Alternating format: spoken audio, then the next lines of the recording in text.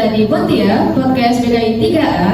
Nah, sebelumnya kalian tahu nggak topik yang akan kita bahas di podcast kali ini? Apa tuh, Kak? Ada yang mau nebak nggak tuh? Aku ya. Aku. Apa coba tuh? Apa itu? Relationship. Oke. Nah, jadi topik yang akan kita bahas hari ini adalah bagaimana cara Gen Z keluar dari toxic relationship dengan cara aman. Oke, sebelumnya perkenalkan, aku moderator Siti Aisyah Wilasoro dan kita kedatangan seorang pemateri yang baik hati yang ada di sebelah kita ini. Siapa namanya? Oke, perkenalkan, saya Salwa Tayini Sufi, biasa dipanggil Tata. Oke, kita udah lama banget guys nggak ketemu dan karena podcast ini jadinya aku manggil dia untuk menyampaikan materi tentang hari ini. Oke, sebelumnya kalian udah tahu belum tentang toxic relationship itu apa? Oke, aku kasih spill dikit ya. Toxic relationship itu adalah kayak hubungan yang tidak sehat. Semisal ketika kita tuh udah dekat sama orang, tetapi orang itu memberi rasa ketidaknyamanan pada kita, itu mengabaikan diri kita kayak gitu. Jadi di toxic relationship ini namanya hubungan itu antara dua orang.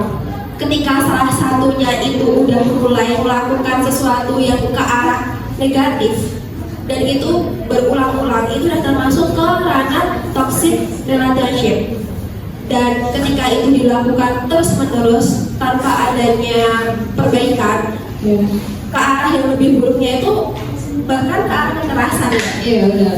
Dan kalau kita lihat di zaman sekarang itu bukannya saya memandang lelaki itu sudah mata, cuman kebanyakan emang korbannya itu perempuan. Iya, kayak kebanyakan pelakunya itu laki-laki dan korbannya itu adalah perempuan guys. Nah, ada dikutip dari Good Stats, tiap waktu itu selalu ada peningkatan korban dari toxic relationship ini. Kan toxic relationship itu kan banyak ya jenisnya dan salah satunya itu adalah KDRT guys. Data dari Pusat Informasi Kriminal Nasional Pusimas menunjukkan tren jumlah kasus KDRT di Indonesia itu pada periode Januari hingga awal September 2025 itu cenderung mengalami peningkatan. Jumlah kasusnya itu tercatat sebanyak 1.146 pada bulan Januari dan terus mengalami peningkatan hingga mencapai 1.316 perkara di bulan Mei. Nah, toxic relationship ini kan nggak mungkin ya tiba-tiba langsung terjadi. Pastinya ada faktor yang mempengaruhinya. Oke, mungkin bisa dijelaskan oleh Kak nih, apa aja faktor yang mempengaruhi toxic relationship itu? Oke, tapi disclaimer dulu ya, karena yang dibahas tadi beritanya itu KDRT, cuman karena kita itu Gen Z, jadi aku ambilnya nggak bakal ke arah yang lebih berat, bukan KDRT, tapi ke toxic relationship itu sendiri. Ya, simpel-simpelnya sih kayak pacaran gitu ya. Kayak diselingkuhin sama pacarnya gitu ya? Ya, mungkin lebih kekerasan ke dalam pacarnya itu sendiri. Nah, semua hal itu kan pasti ada faktornya nih. Untuk yang pertama itu kita masuk ke faktor internalnya, jadi kepribadiannya itu. Oke, apa aja Kak? Di dalam diri manusia itu ada emosi tuh. Nah, yang pertama yang harus kita fokuskan itu di emosinya. Ini yang sering Gen Z itu lupain apa aja kayak ketika dia udah suka sama orang, dia itu kadang suka looknya dulu kayak good lookingnya dulu. Iya, good lookingnya dulu atau mungkin kelebihannya dalam akademik, padahal semua itu nggak menjamin, dua itu nggak menjamin. Anggap aja look itu sebagai bonus. Jadi dan akademik itu juga sebagai bonus. Ketika dia udah pinter dalam akademik atau dia unggul dalam misalnya olahraga, ada bakat lah, terus lookingnya bagus, itu sebuah bonus sebenarnya. Yang terpenting itu kepribadiannya. Kalau saya pribadi, yang harus dipikir itu kepribadiannya. Ketika kalian suka sama orang atau nge-crush orang, ya lihat dulu kepribadiannya. Orang itu seperti apa yang harus kita pelajari dari orang itu. Saran banget kalau kita suka sama orang, jadikan orang itu tuh sebagai semangat kita untuk menjadi lebih baik. Kalau kita nge-crush ke orang tapi kita nggak dapat apa-apa, kayak cuma suka-suka aja, itu mending nggak usah sih, nggak usah buat, apalagi di umur kita yang segini. Ya kayak sia-sia banget ya. Iya, sia-sia banget. Jadi saran aku ketika kita suka sama seseorang, pelajari dulu kepribadiannya, cari tahu jangan seperti apa dari emosinya dari emosinya. Sesepele ketika dia menghadapi sesuatu masalah problem sama seseorang, intonasi bicara pun bisa jadi patokan.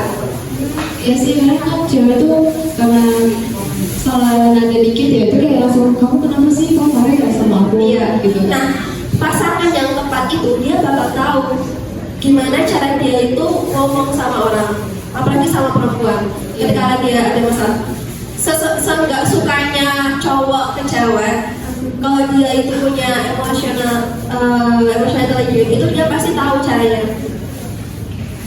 Kayak gini ya, kalau dari yang aku pelajarin ya, cowok yang punya value yang bagus ketika dia emosi, ketika dia nggak suka sama sesuatu hal, dia pasti mengambil tindakan yang nggak bakal nyakitin orang.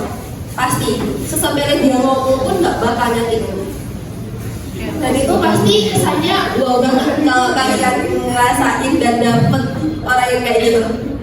Makanya aku tuh memfokuskan yang pertama itu di emosinya. Nggak mungkin kan kita menjalani sebuah hubungan tanpa gejolak-gejolak emosi. Pastinya ada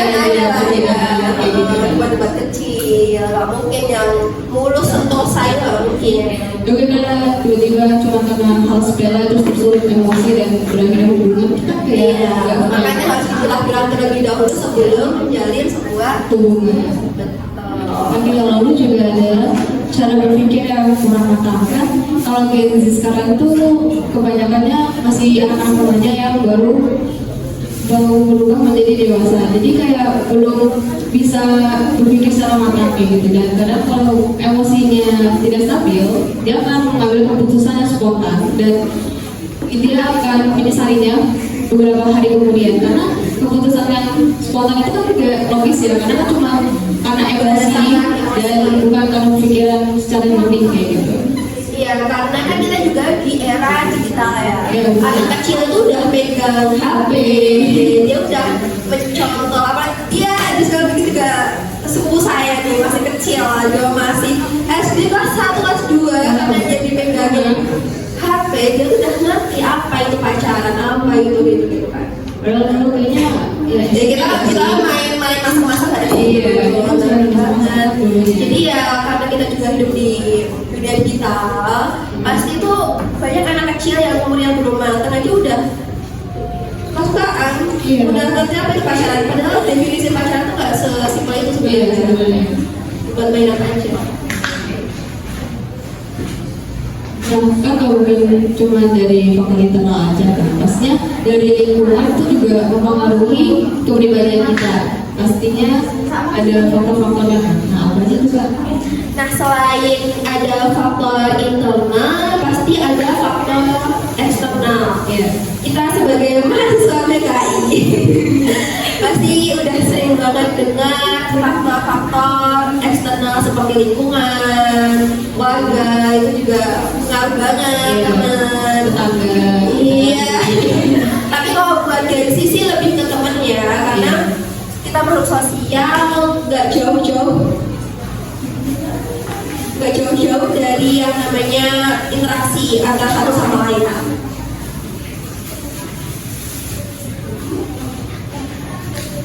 Dan kalian tahu nggak sih faktor eksternal yang kita maksud itu seperti apa? Ada yang punya gambaran nggak? Belum tahu. Tahu nggak yang belum tahu nih? Dari lingkungan kayak gitu. Kenapa sih faktor eksternal dari lingkungan itu mengaruhi sebuah toxic relationship? Mentalnya? Ya contohnya gimana guys? Ada gambaran nggak tuh? Oke, jadi gini nih. Kalau dari aku, kenapa faktor eksternal dari lingkungan terutama dari teman itu sangat mempengaruhi? Karena Gen Z itu pasti ada yang namanya circle, teman circle kan pasti. Nah, ada satu cara buat kalian kalau mau punya hubungan yang sehat, terjauh dari toxic relationship. Selain kalian kenalin orangnya atau pasangan kalian yang nanti jadi pasangan, udah calon lah ya calon. Itu kalian kenali dulu teman pernah dengar dari beberapa podcast yang lain juga. Selain kenali diri dia, kenali juga teman-temannya. Ketika kita melihat lingkungannya, bahkan temannya, circle-nya deh gampangnya, circle-nya itu toxic, itu udah fix masalahnya juga bakal gitu. Gitu ya Kak? Iya, jadi misalnya nih temennya tuh suka banget bohong. Pasti orang yang kamu incar itu juga kemungkinan besar ketika menjalin hubungan sama kamu, dia juga bakal sering bohong sama kamu. Karena teman-temannya dia seperti itu. Ya nggak semua orang seperti itu, tapi alangkah baiknya kita menghindari yang seperti itu. Ya, mungkin kayak ada pepatah juga ya guys, berteman dengan pandai besi dan juga penjual minyak harum ya. Kalau misal kita berteman dengan pandai besi, walaupun kita nggak dekat apinya, tapi kita akan merasakan panasnya. Tapi kalau kita berteman dengan penjual minyak wangi, kita akan menghirup wanginya itu walau kita tidak memakainya, kayak gitu kan. Nah itu kan kalau dari agama kita, dan biasanya kita dengar itu kalau di pertemanan.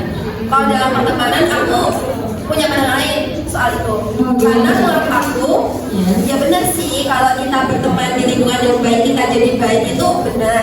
Cuman kalau menurut aku punya pandangan kita juga butuh sisi negatif. Kita juga butuh teman-teman yang lebih punya pengalaman, misalnya ada yang merokok. Aku bukan memandang merokok itu negatif enggak, cuman kalau aku pribadi aku kurang suka orang merokok ya. Merokok, vape, terus pergaulan bebas, itu menurutku kita tetap butuh teman gitu loh. Soalnya itu balance. Oh, jadi kayak baik dan buruk tuh harus Iya, balance. Ketika kita mempunyai teman yang seperti itu, kita nggak harus melakukan hal seperti itu, tapi kita udah punya pandangan. Oh, dunia luar aku seperti itu. Bukan berarti kita punya teman yang seperti itu kita harus menjadi enggak. Itu tergantung diri kita pribadi juga. Iya. Nah itu kalau pandangan aku buat ilmu itu ya dari sisi agama. Cuman kalau buat relationship, kalau kalian berpikir seginilah ya, berpikir kita segini, kita udah nggak buat main-main ya. Iya sih. Udah nggak buat main-main karena kita juga punya kesibukan kita sendiri juga. Jadi alangkah baiknya kita mencari pasangan tuh yang benar-benar Bener-bener gimana itu? Iya karena kalau punya pasangan yang cuma toksik ya mending nggak usah nggak sih? Ya mending Kita yang dapat sakit, kita nggak dapat apa-apa. Iya benar. Ya mending kita cari yang lain aja nggak sih, kalau lebih baik. Kalau aku sih mending fokus ke diri sendiri. Kita Perbaiki diri diri sendiri, kita dapat plusnya juga. Oke. Nah, kalau semisal ada orang nih, dia itu ada di dalam hubungan yang toksik ya kan? Iya. Terus dia tuh gak mau lepas gitu, dia masih mempertahankan hubungan yang toksik itu, padahal dia itu udah tahu bahwa hubungan itu toksik dan pasangannya itu ada red flag-nya gitu. Oke. Gini, kita pasti sering lah ketemu sama teman-teman yang menjalin hubungan toxic relationship. Dan ketika dia curhat, kita sebagai teman pasti kesal ya. Pastinya sih, kayak kita udah ngasih hati tapi dia gak mau juga. Nah, aku juga ngalamin soalnya. Kamu tahu? Maksudnya aku pernah ngalamin dapet curhatan temennya seperti itu. Ya sewajarnya orang kalau lagi jatuh-jatuh gimana sih? Ya, dia pasti bakal kayak memberikan semua perhatian kepada pasangannya. Dan otomatis dan kita nggak didengarkan. Iya, benar. Kita nggak bisa nyalain dia sepenuhnya karena emang banyak orang yang lagi jatuh-jatuh seperti itu. Kita cuma menghabiskan banyak waktu kalau cuma fokus nasihat dia. Iya, karena cinta itu buta ya. Iya. Jadi kita harus pintar-pintar. Kemudian kita harus kita harus pintar-pintar cara-cara gimana sih cara yang tepat buat nasihatin orang yang lagi jatuh seperti apa. Oke. Kalau dari aku, kita nggak harus push dia buat harus dengerin kata-kata kita nggak. Kalau dia emang masih ngeyel, yaudah biarin dulu. Yang penting kita udah negur gitu. Jadi kita negur, biarin dulu, biar dia tahu gimana rasanya dulu. Karena orang kalau misalnya belum dapet sakitnya, orang belum capek lah, dia nggak bakal berhenti. Jadi kadang trik aku tuh emang biarin dulu dia seperti itu. Dia dengerin hubungannya sampai dia tuh capek. Tapi kita sebagai temennya nggak boleh capek buat dengerin dia. Karena sebenarnya kita nggak tinggalin dia sama aja. Oke, jadi kita tetap stay tapi kita beli dia ruang sendiri. Iya betul. Nggak usah maksa dia buat bolos, biar dulu. Soalnya nanti malah dia yang sakit. Jadi tunggu dulu dia jalanin hubungannya sampai dia benar-benar capek. Terus aku yakin bakal ada saatnya dia itu udah merasa capek gitu. Iya, dia udah sadar dan dia ambil keputusan yang tepat yaitu dan putus. Nah, yang bisa dari pasangan yang toxic dia. iya. Dan pasti kalau kalian tanya kenapa sih kamu tuh nggak mau lepas dari dia, itu pasti dia jawabnya antara dia cinta, sayang. Betul itu alasan utamanya. Yang pastinya kalau di teori itu ketergantungan emosional. Ya benar. Jadi kayak dia tuh merasa ketergantungan sama pasangannya, kayak dia tuh gak bisa hidup tanpa pasangannya, kayak dia udah saking kecintaan yang banget sama pasangannya, dia gak mau lepas, dia gak mau bisa. Nah sebenarnya itu udah termasuk toksik itu sebenarnya. Iya. Jadi itu sebenarnya udah termasuk toksik karena gini nih kalau di BKI itu ketergantungan antara satu sama lain itu sebenarnya gak sehat banget. Apa itu? Karena gini, ketika kita ketergantungan sama orang, Iya. gak ada sistem yang namanya orang itu gak people from and good. Iya benar. Manusia itu hidup aja ada matinya. Pasti. Pergi pasti ada pasti ada perginya. Iya. Gitu.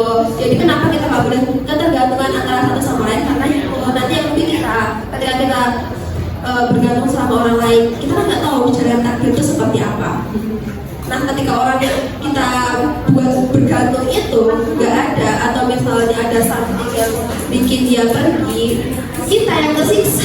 Iya, jadi kayak kita merasa hancur, kita nggak ada apa lagi gitu. Dan modelnya hancur orang kan beda-beda. Ada yang dia berhari-hari, berbulan-bulan, bahkan bertahun-tahun. Ada yang bagusnya cepat move on, ada yang sampai mungkin menyakiti diri sendiri. Itu lebih kasihan gitu. Iya. Kan kasihan kan, makanya kenapa aku bilang jangan bergantung sama orang lain, bahkan pasangan. Manusia aja bisa meninggal, apalagi pacar bisa pergi. Mungkin juga dia punya kesimpulan juga di belakang kita. Iya, kan tahu. Oke, lalu juga ada harapan pasangan akan berubah. Jadi kayak saking dibutuhkan oleh Ini sering banget nih. Kayak aku yakin kok dia pasti berubah gitu jadi. Kayak sebenarnya manusia tuh nggak bisa merubah satu sama lain. Iya, apalagi itu sifat itu udah dari diri sendiri, nggak bisa berubah. Jadi ketika ada orang yang ngomong kayak gitu, bullshit, itu nggak bisa. itu cuma janji-janji kosong aja guys. Nggak bisa. Bilang kalau kamu tuh nggak bakal bisa merubah pasangan kamu. Misalnya dia berubah dan itu karena kamu bakal balik lagi. Iya. Kecuali kalau mungkin ya ada kesadaran dalam dirinya sendiri ingin berubah. Iya. Nah itu kan bisa. Nah, kita cuma sebagai support system, nggak bisa menjadi alasan dia buat berubah. Jadi kalau ada pasangan kamu bilang, aku berubah buat kamu, aku berubah buat kamu, tidak bisa. Itu dari kosong. Nanti dia bakal balik lagi ke mode awal kalau misalnya kalian putus atau ada problem. Lalu juga ada rasa bersalah.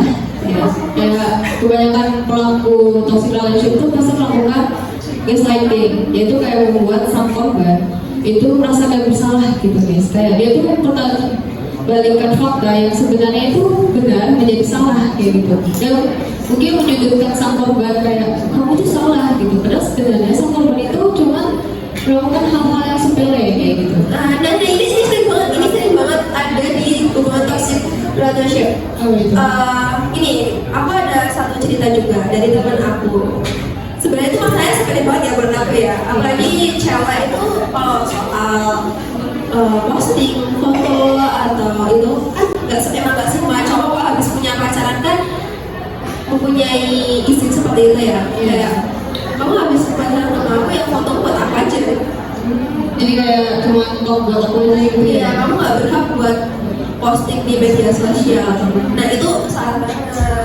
Karena itu hak pribadi. Iya, Apalagi sih. kita sebagai perempuan namanya centil atau foto posting sana sini gitu kan wajar banget. Iya. Kenapa nggak dibolehin? Kenapa dilarang? benar-benar. Paling itu kalau misalnya di media sosial kita kan nggak tentu tentang cowok-cowok semua. Iya. Pasti ada teman-teman dekat kita, baik dari Iya. SD, SMP, kayak gitu kan. Jadi kayak sebenarnya kita nggak posting untuk tentang pesona, kita cuma memberikan sebuah momen, mengabadikan momen kayak aku lagi di sini, aku lagi bahagia kayak gitu. Tapi ya guys, buat cowok-cowok posting foto dipuji cewek cantik itu lebih berkesan jujur Iya, daripada bener. dipuji cowok. Iya. Jadi nggak usah sok bilang kamu posting buat campur sana sini, enggak ya ampun, mending dipuji sama cewek cantik daripada dipuji sama cowok. Benar, benar. Jadi itu salah banget pemikiran kayak gitu. Nggak usah sok arah-arah juga. Kalau kalian punya cewek yang cantik, terus kalian cewek cantik kalian posting dipuji, harusnya kalian seneng cewek kalian cantik gitu loh. Ngapain dilarang? Ya makanya kayak dia tuh mulai mencintai dirinya sendiri, mulai percaya diri. Iya. Sebenarnya juga cantik, aku bisa percaya diri. Nah, alasan-alasan garis seperti ini kalian tuh diputar balikan gimana caranya si ceweknya yang salah. Iya. Dan cewek karena udah sayang, lagi karena udah sayang, kalah dengan perasaannya, akhirnya dia cuma bisa maaf ya, sebenarnya itu bukan salahnya dia padahal. Kayak itu saya kayak hal yang sebenarnya yang Iya. bisa dirasakan gitu kan. Nah, itu sering banget terjadi. Itu juga gak sehat banget. Jadi kalau kalian punya pasangan kayak gitu, mending gitu ya. Mending dikasih batasan yang jelas. Iya. Kayak dia punya kehidupan sendiri, kita juga punya kehidupan sendiri gitu. Jadi kayak selama itu kasih batas wajar, kayak itu aman aja kayak gitu. Nah Kayak makanya aku bilang kalau kalian mau punya hubungan yang sehat, kalian jangan menjalin hubungan itu karena emosional kalian. Banyak orang tuh nggak sadar ketika mereka cari pasangan itu sebenarnya bukan karena mereka cuma cinta aja, tapi kebutuhan emosional. Semisal gini, kamu tuh orangnya suka banget cerita nih, tapi kamu nggak ada sama tetap.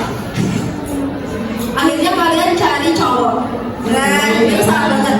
dia kayak pelarian gitu guys. Iya. Dia bilang aku suka sama kamu padahal dia cuma kasih basic manner seperti dia cuma mendengarkan ceritanya dengan baik, bla bla bla. Terus dia ngerasa nyaman, padahal itu cuma basic manner aja. Akhirnya dia memutuskan untuk menjalin hubungan sama orang itu. Nah itu karena kebutuhan emosional kamu, karena kamu tuh nggak selesai sama diri kamu. Makanya aku bilang kalau kamu mau pacaran, selesaiin diri kamu sendiri dulu.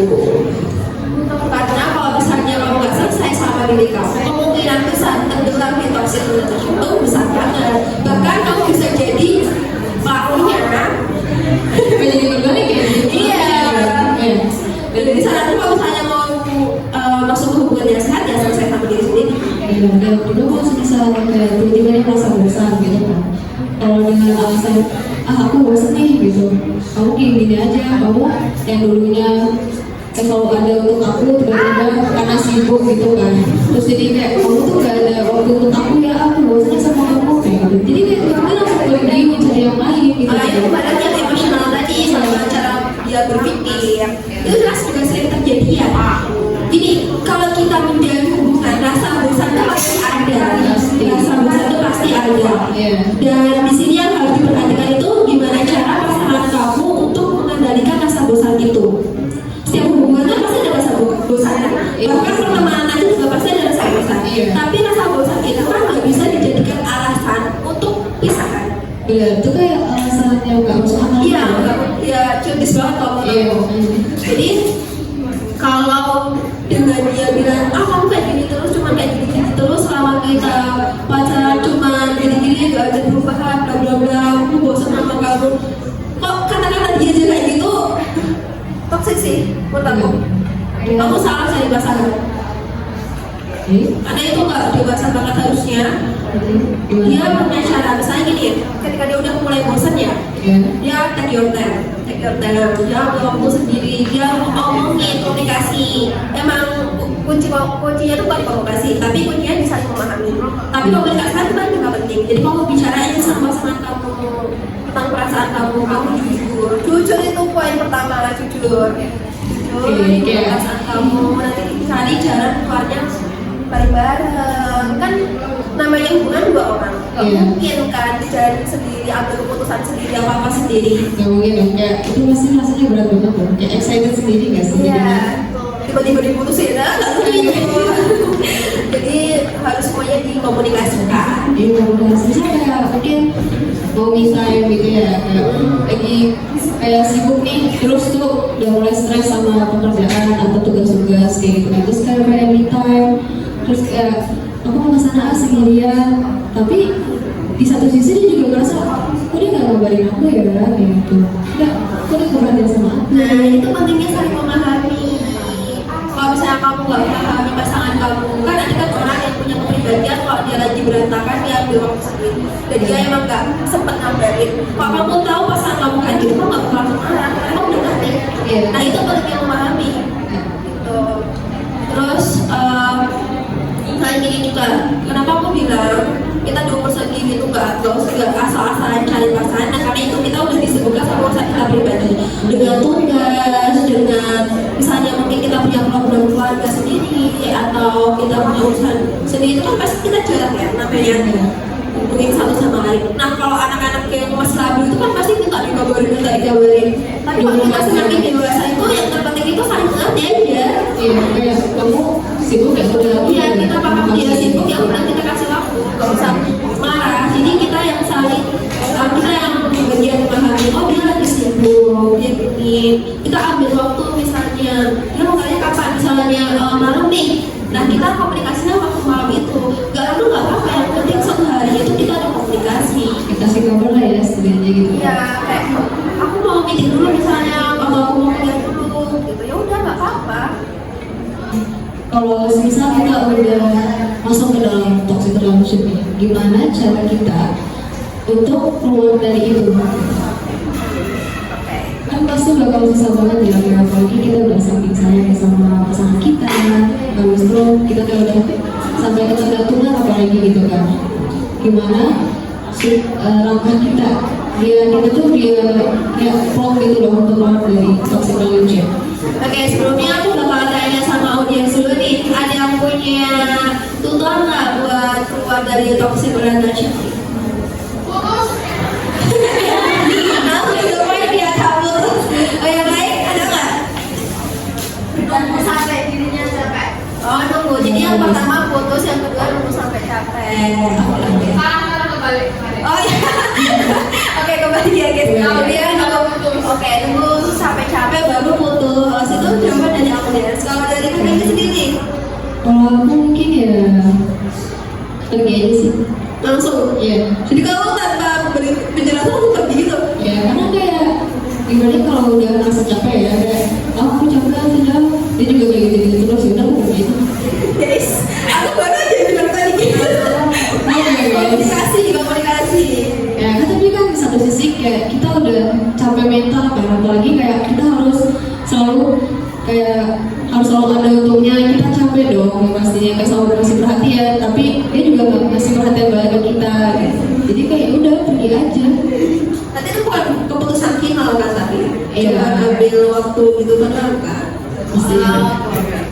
Nah kalau dari aku langkah-langkah aman keluar dari toxic relationship itu ada beberapa. Ada yang pertama itu kita harus sadar dulu. Kalau kita belum sadar, kita diri sendiri aja belum sadar kalau kita masuk di hubungan toxic itu, kita nggak bakal bisa keluar. Karena yang mengendalikan diri kita kan diri kita.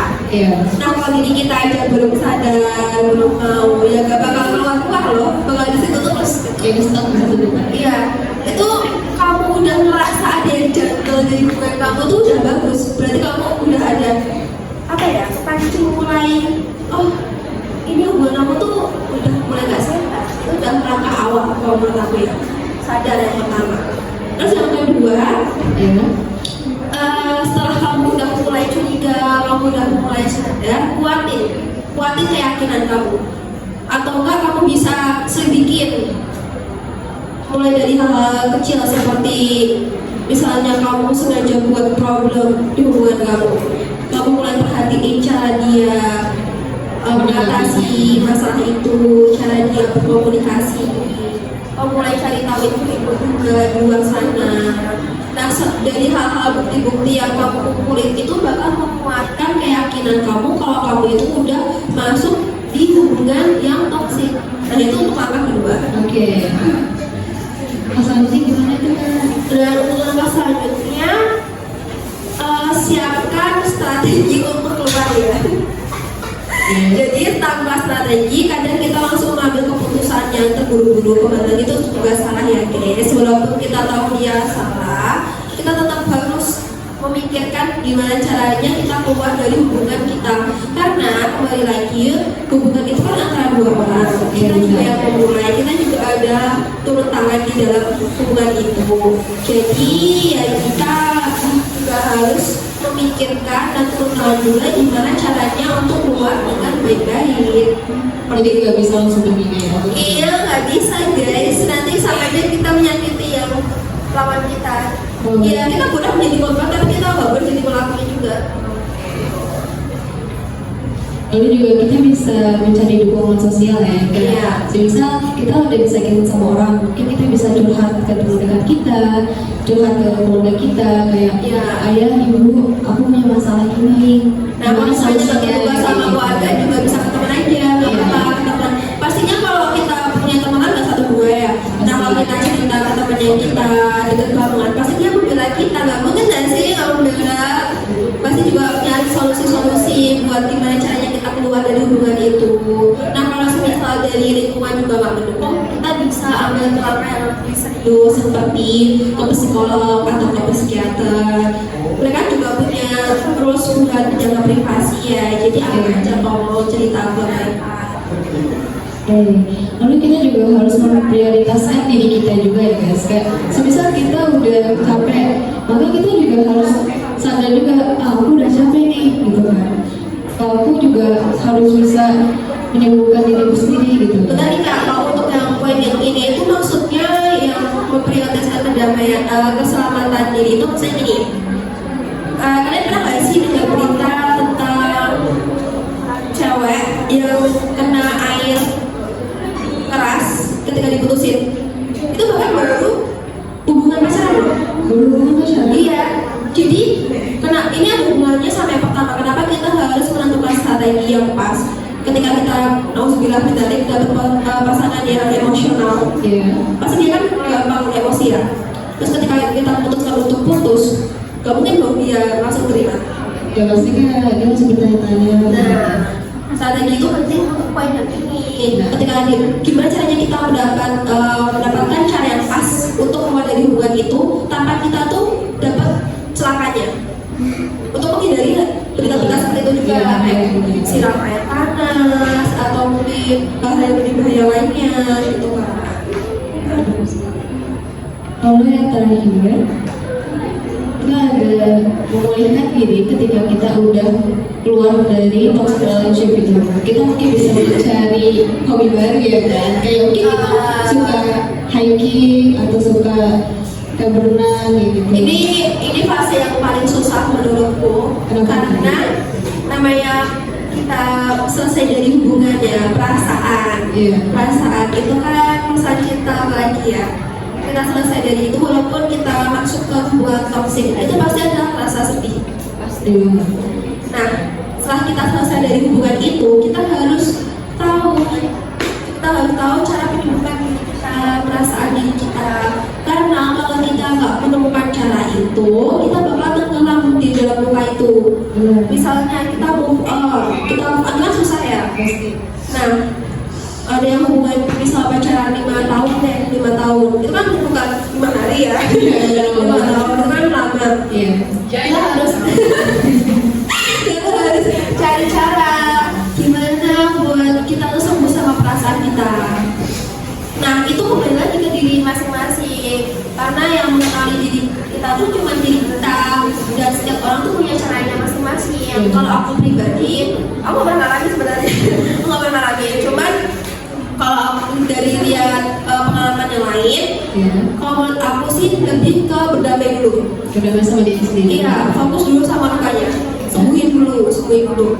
Kalau dengan kita ngeblok semua sosmed dia, menghapus semua barang-barang yang ada kaitannya dengan dia, kalau itu cara yang lebih bikin kita tenang ya nggak apa-apa, ambil aja cara itu.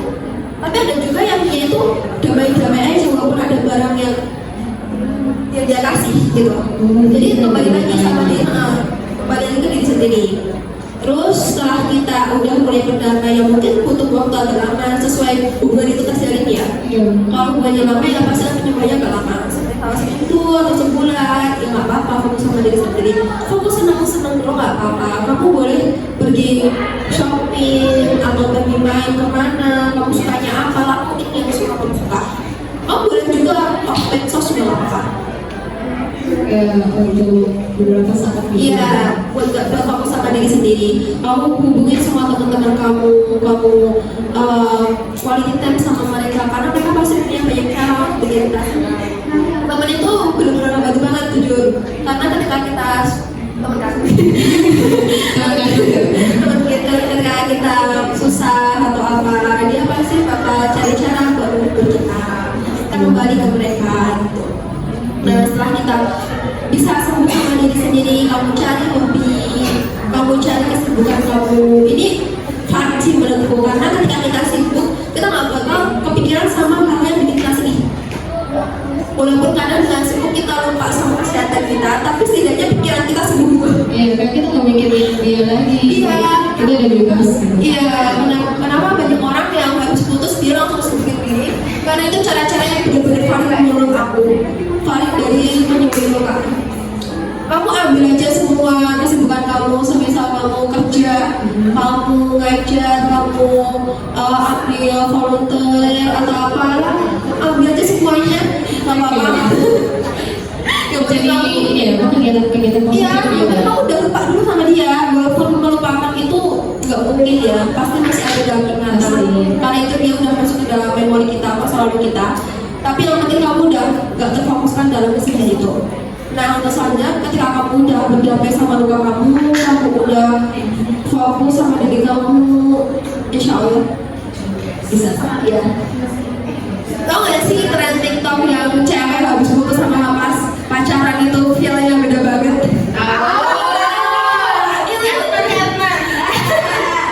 Itu bener banget guys. Jadi ketika kita masuk ke hubungan yang toksik ini, ngaruh ke diri kita. Feelnya pengaruh, lebih kelihatan capek, seger, terus apa ya, kelihatan aja gitu. Bandingin aja foto kamu waktu kamu masih di hubungan itu sama enggak, itu pasti beda banget. Dan kadang tren-tren kayak gitu tuh membantu kita loh. Jadi kayak wow, aku udah putus dari cowok itu, aku udah lepas dari hubungan itu, kamu bakal bersinar. Tunjukin bahwa kamu tuh bisa tanpa dia. Iya betul. Cowok itu notabene kalau udah suka tuh bakal ngejar. Tapi kalau misalnya dia gak ngejar, berarti kamu bukan tujuannya. Itu benci ya. Dan iya, dan itu ya buat cewek-cewek kalau udah suka sama orang, jangan ngejar harga diri ya Allah. Harga diri kalian. Iya, harga diri saya tuh di atas segalanya. Kamu mau sebutin apapun, kamu harus bisa ngendaliin perasaan kamu. Karena kalau cowok itu suka sama kamu, buat kamu, takdir tuh kan juga bakal dukung loh. Kamu gak usah susah-susah juga dia bakal balik ke kamu. Jadi buat apa sih repot-repot harus bikin rencana ini itu buat dia biar deket sama kita? Ada Allah. Jangan lagi. Iya, jangan lagi. Kita kan juga itu makhluk Tuhan ya. Semuanya diatur. Jadi kita tinggal jalur langit aja, insya Allah lancar semuanya. Dan insya Allah juga kita nggak dapat orang yang salah. Padahal pilihan kita pun salah.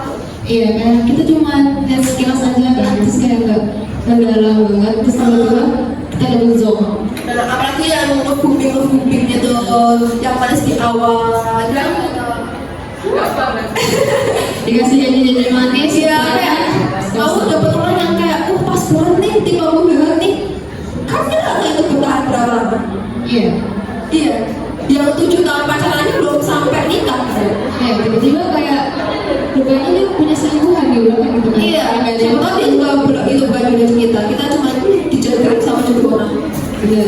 Ini kayak kita akhirnya cuma buang-buang waktu, buang-buang energi kayak gitu. Iya.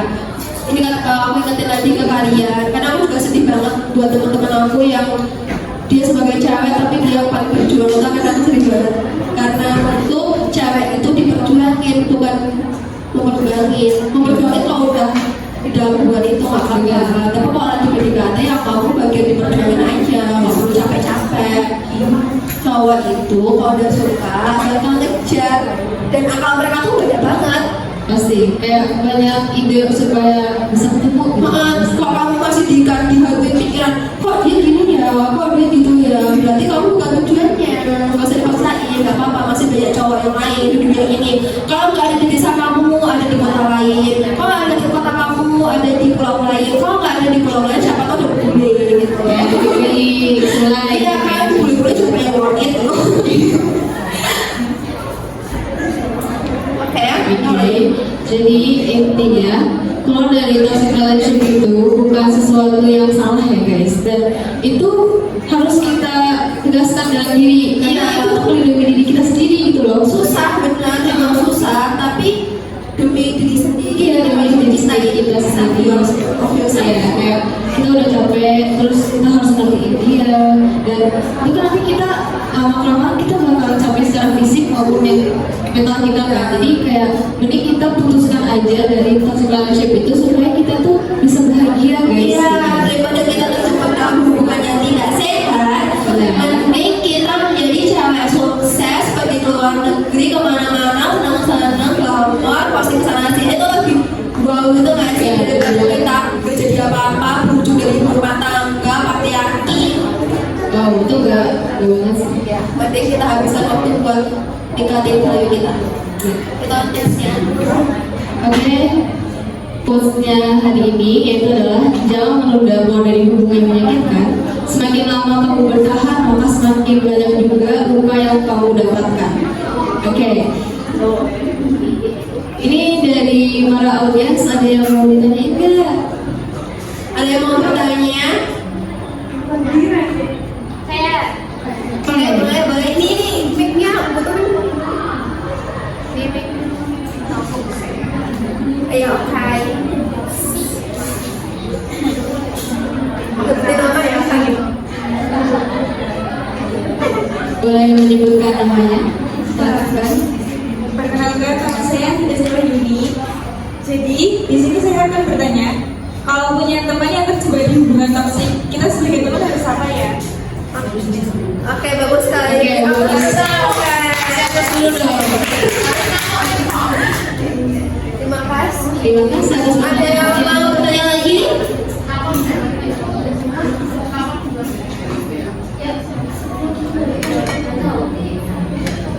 Ada yang mau bertanya lagi nggak guys?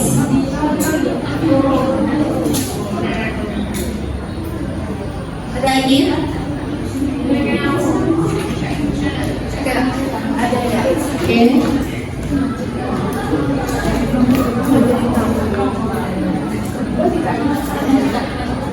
Ini pertanyaan ya, menurut materi. Oke, siap. Bagaimana sih cara paling ampuh buat cerahin hubungan yang toksik? Soalnya tuh kadang di hubungan itu kita udah mencoba mengakhiri ya, tapi itu nanti nggak bisa kayak nanti baliknya tuh sama itu lagi dan dia mengulang salahnya sama. Oke, siap. Oke, siap. Terima kasih ya. Terima kasih. Oke. Boleh.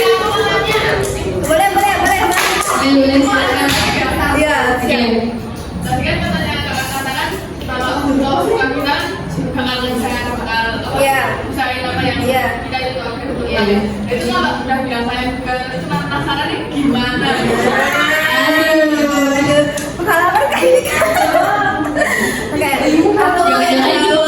satu dulu ya. Untuk yang pertama, dari pertanyaannya Rafida, ketika teman kita berada di hubungan yang toksik seperti itu, kita sebagai temannya tuh harus gimana? Ini udah aku spill juga di awal tadi. Ketika kita mendapat teman kita seperti itu, kita sebagai teman pastinya harus mendengarkan. Emang guys, jujur capek banget kalau teman kita tuh curhat masalah itu aja. Tapi kalau nggak kita tuh siapa lagi? Kalau kita nggak mendengarkan dia, sama aja kita meninggalkan dia, sama aja kita membiarkan dia itu tenggelam di hubungan itu.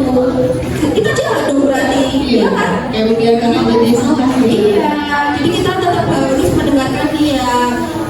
Ya, kita juga harus kontrol diri kita biar gimana caranya kita tuh nggak capek untuk mendengarkan cerita itu. Pastinya kita harus ngasih kasih saran-saran walaupun nggak pasti bakal dilakukan. Jangan pernah capek buat nasihatin dia. Dari hal-hal kecil deh, harus maksain, tapi hal-hal kecil. Karena kembali lagi nanti dia yang bakal sadar juga sendirinya. Nah, selain kita harus mendengarkan dia, kasih saran, kita juga harus support dia. Benar. Walaupun dia menjadi korban di situ, kita harus support dia. Karena nggak semua teman kita itu punya latar belakang keluarga yang suportif. Iya, betul. Kadang kita yang malah yang dijadikan rumah sebagai teman kita. Kayak dia nggak punya siapa-siapa, dia punya orang tua, dia punya ini, punya itu. Cuman kan kita nggak tahu dia di luar negeri seperti apa kan. Terus dia menjadikan kita sebagai rumah kita. Nah itu kesempatan kita untuk menjadi teman yang baik di situ. Kita menasihati dia sebagai tempat dia pulang, sebagai tempat dia berusaha. Nggak apa-apa, butuh waktu yang lama nggak apa-apa. Karena emang semuanya itu butuh perjuangan. Nah seperti itu ya Kak Afif. Apakah sudah menjawab? Sudah, terima kasih. Oke. Akan tanya pertanyaan kedua Dari dari Dokter.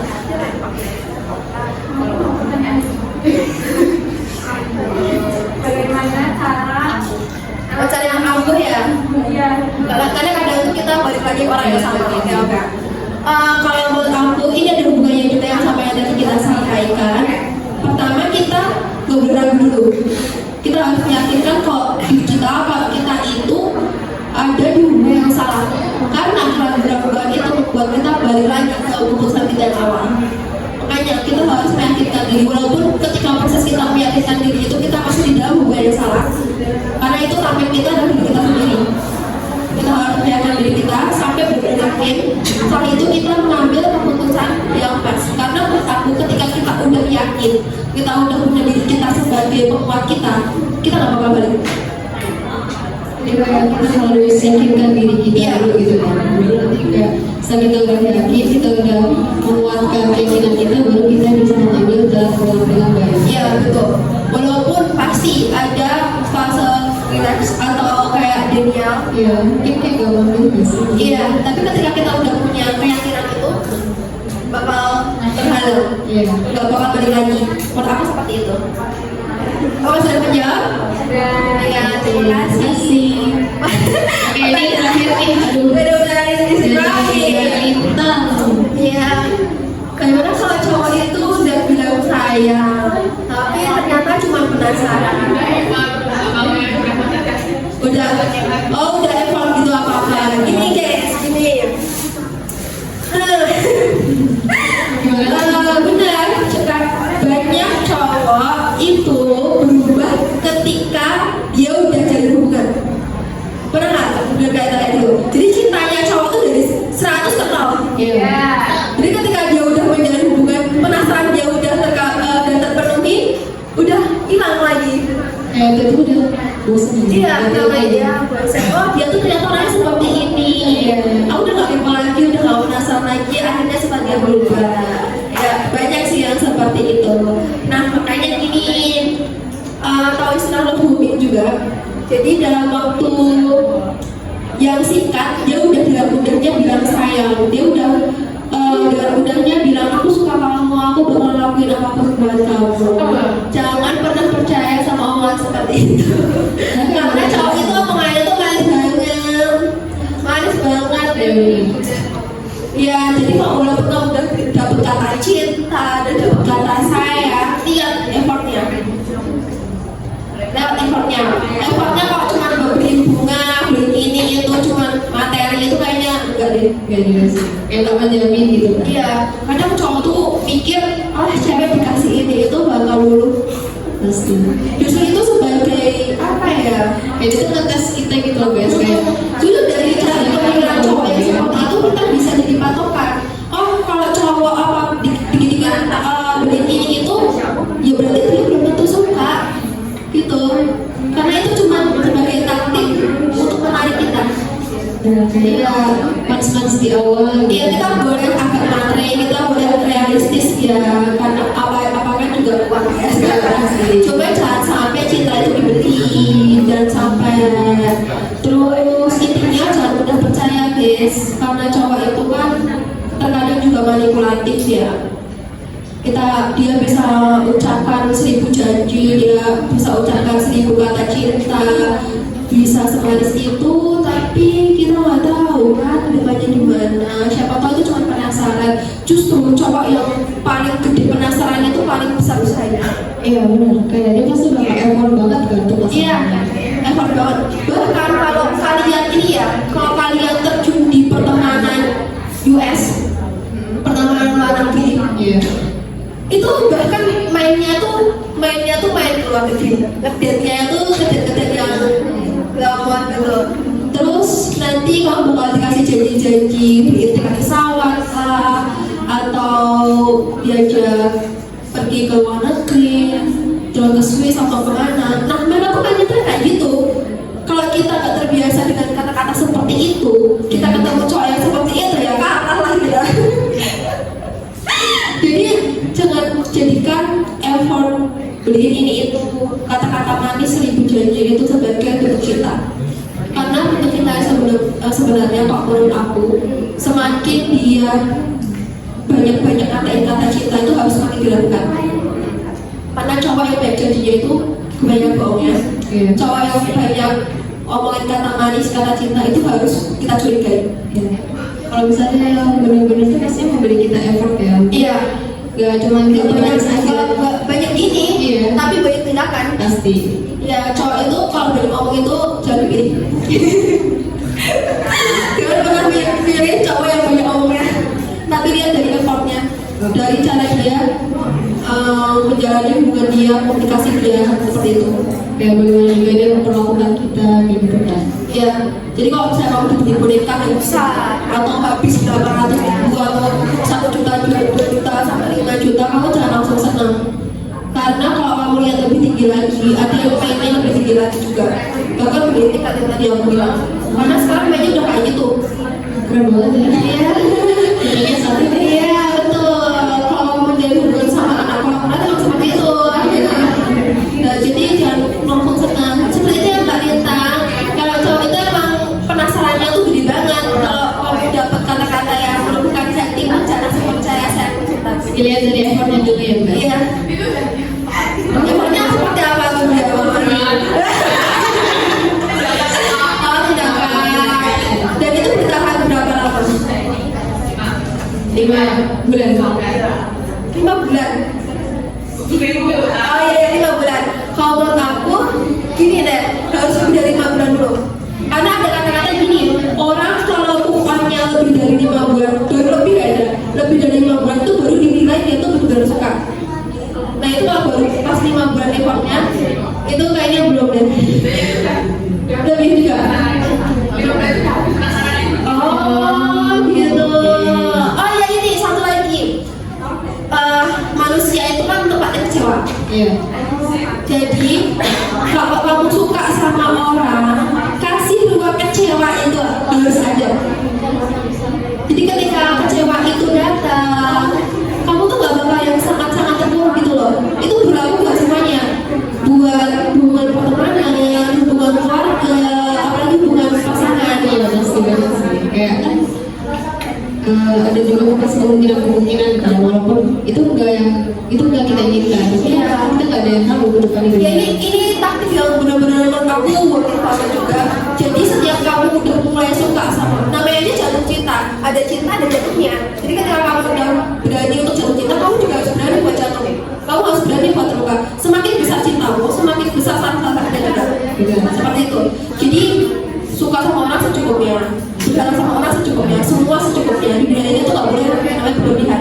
Kasih ruang buat terluka, kasih ruang buat kecewa. Ketika ekspektasi kamu nggak terpenuhi, kamu nggak bakal yang sakit itu kalau ada ruang kecewa itu. apa bisa terjawab Balita? Iya, sama-sama. Terima kasih yang udah bertanya.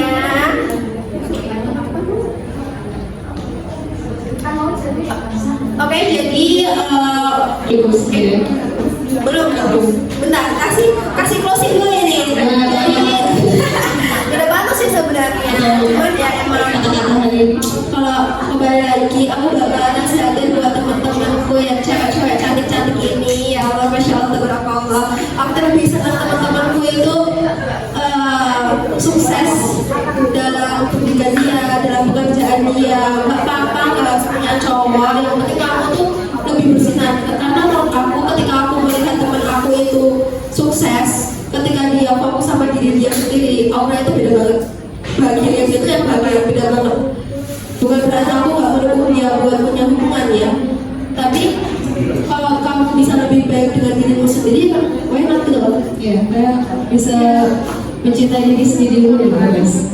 Dan kita juga bakal lebih bisa sering bareng-bareng nggak sih? Soalnya kalau teman kita udah ada hubungan, kita mau main susah. Kayak tiba-tiba dilarang kamu jangan ya, kayak dibatasi Iya, gitu. kadang juga sedih banget, karena yang awalnya kita sering bareng-bareng terus dia udah punya cowok, tiba-tiba waktunya kembali. Kalau nggak kadang paling parahnya kita aku juga ya sama cowok aku, udah kamu teman kita duluan, bro, kenapa harus gitu sama cowok gitu? Jadi kayak harus bertolak sama pasangannya gitu ya. Jadi buat kalian yang udah punya pasangan, bedakan waktu sama temenmu, bedakan waktu sama pacarmu, bedakan waktu sama keluargamu. Jangan sampai quality time dengan keluargamu, quality time dengan temanmu itu tersita cuma gara-gara cowok. Bener. Adalah yang sabda guys, jangan merendahin diri sendiri cuma buat kejar-kejar cowok. Bener. Dan sampai Itu punya harga diri guys. jadi itu aja seputar tips dan trik dari aku untuk toxic relationship ini. Aku emang belum pernah ngalamin, cuma aku alhamdulillahnya banyak mendengar dari teman-teman aku jadi pelajaran. Aku sharing-sharing juga ke kalian, dan semoga nggak ada korban-korban lagi, apalagi buat teman-teman aku juga. Dan sampai lagi, jangan sampai kena cowok-cowok toxic lagi. Oke guys, jadi itu saja penyampaian sedikit materi ya, sharing-sharing kita hari ini. Kalau misalnya masih ada yang ingin ditanyakan mungkin bisa dikirimkan lewat grup. Dan terima kasih juga kepada Kak Tata ya udah sempat. Terima kasih juga sudah diundang ya. Ya, terima kasih udah menyempatkan waktunya untuk hadir di sini untuk sharing-sharing bareng bersama kita. Oke, akhir kata, assalamualaikum warahmatullahi wabarakatuh. Waalaikumsalam warahmatullahi wabarakatuh.